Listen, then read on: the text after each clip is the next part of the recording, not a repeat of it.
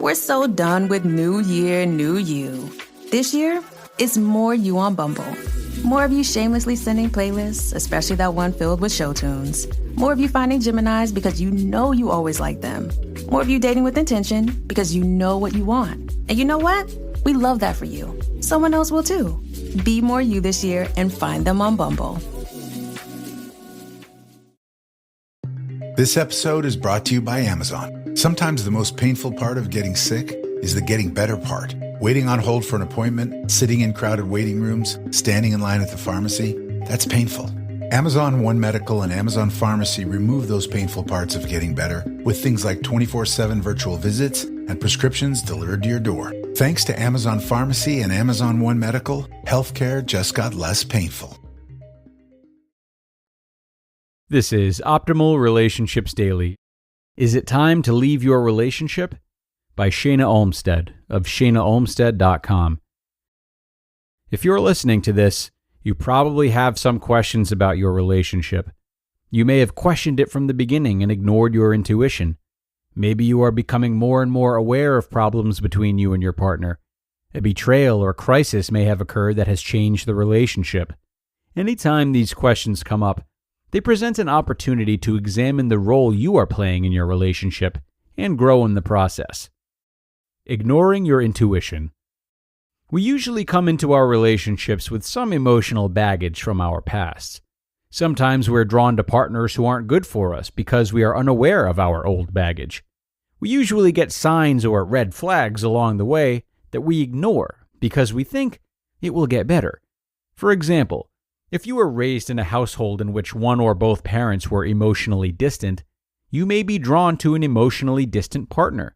You may tell yourself that your partner will probably change, and if you could just do or say things a little differently, they would understand. You may have tried many things to fix or change the relationship, but nothing works. Problems are getting worse. Waiting and hoping for someone to change doesn't work. You most likely know this by now, but still don't know what to do. Wishing someone will change and getting angry at them for being who they are doesn't help. You've tried to explain to them over and over how you feel, but they just don't get it. You're probably frustrated and confused, thinking, why don't they understand? Crisis happens. When we keep trying to make a relationship work without changing the underlying issues, things come to a head. Then conflict or a severe breach is bound to happen. Sometimes it's an affair or another betrayal, or sometimes the feelings of helplessness and loneliness just get too intense to ignore anymore. Should I stay or should I go? Leaving a relationship is usually a difficult decision. Nobody wants to hurt someone or be hurt. It can also be a scary thought to be without a relationship partner. Here are some questions to ask yourself when considering whether to leave a relationship. Number 1. Have I considered my role in the problems? It's very easy to think all problems in the relationship are your partner's fault, but there are always two sides. Taking responsibility for your contribution gives you more power and choice. Make a list of things you can do to make the relationship better and try them. Number 2. Am I clear on what I need from my partner? We don't get what we need out of a relationship if we don't know what we need. Take some time to think about which of your needs are not getting met. Are these needs reasonable? Number 3. Have I communicated my feelings and needs to my partner? Once you are clear on your part and what you need from your partner, it's time to tell them. Number 4. Is my partner open to discussion and working on the relationship? If the answer is yes, great, you found a possible potential match. Continue the work on knowing yourself, communicating your needs, and increasing connection. Know that there's hope.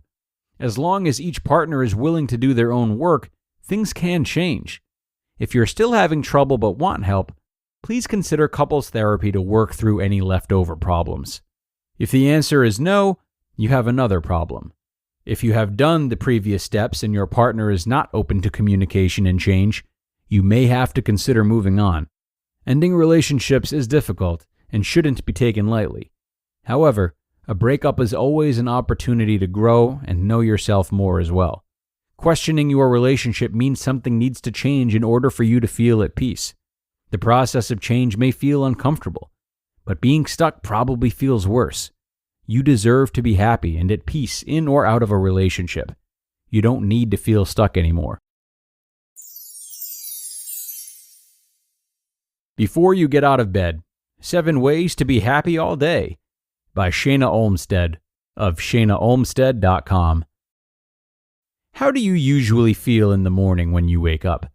How intentional are you about how you want to feel for the rest of the day? There are some secrets that happy people know. By adopting some new morning habits, you can set your day up to support happiness. The steps are pretty easy and just take a little time each day. Number 1. Before jumping out of bed and getting a start on your tasks, take a little time to set your intention for the day. It can be too easy to rush into the day with everything you need to get done. Taking a few moments to decide how you want your day to go can make a big difference in how you feel. For example, today I decide to be kind to myself. Number 2, find something to read that makes you feel inspired and read a bit before getting out of bed. Place a daily inspiring quote book or other spiritual or uplifting text by your bedside table. This will remind you of some positive truths and help ground you before you get lost in the daily hustle. Number 3, next, take 5 minutes of quiet reflection. Close your eyes, focus on your breath, let your thoughts go, and keep coming back to notice your breath. Just 5 minutes of mindful meditation in the morning has been proven to reduce anxiety and promote well-being throughout the day. Number 4, before leaving bed, take some time to think of what you're grateful for this day. Writing down 3 things you're grateful for increases a sense of well-being and compassion that will help you feel at peace throughout the rest of the day. Number 5, write down positive affirmations. This can increase your motivation and the possibility of bringing what you want into your life. For example, filling a page with the phrase, "I am confident, happy, and grounded," can rewire your brain and set the tone for a positive and peaceful day. Number 6, remind yourself of your strengths and paying attention to them first thing in the morning. You can set yourself up to notice positive things throughout the day. Reminding yourself of the things that make you feel safe, healthy, and connected can help prime your brain to be more aware of the positive things all around you every day. Number 7, the final step is to remind yourself to check in with yourself throughout the day.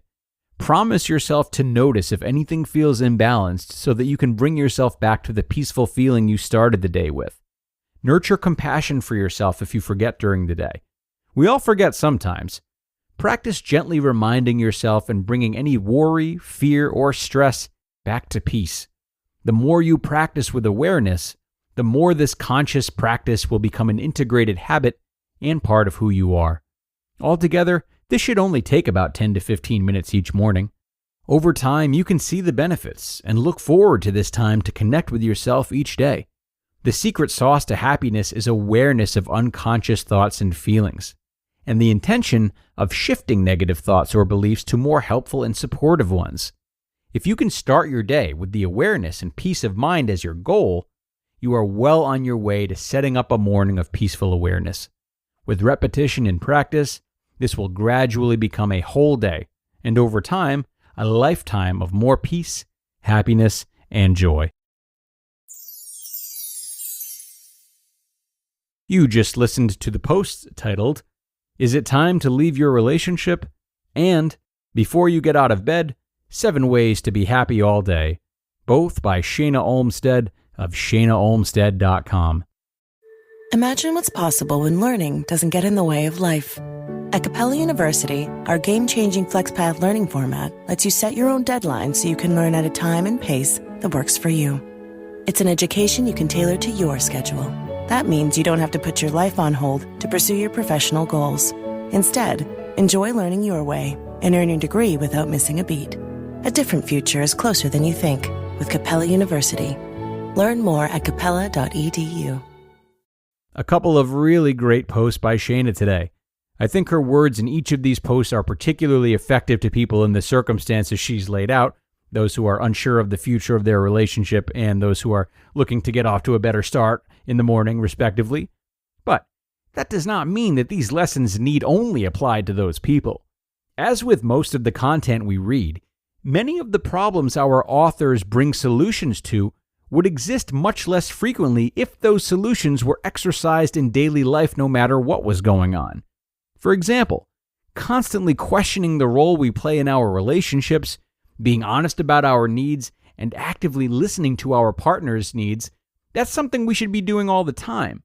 There is no need to only deploy such tactics when the relationship is on the brink of failure. So, with these posts and all posts, consider how their lessons can be beneficial to you even if you've not yet found yourself in the precarious circumstances under which the writing is mostly geared towards. It's been a long one today, friends, so with that, I am going to wrap this episode up. Thank you so much for being here today and for sticking with me through two wonderful yet very different posts from the same gifted writer and therapist, Shana Olmstead. We will be back tomorrow to do more of what we do best. So come on back then, where your optimal life awaits.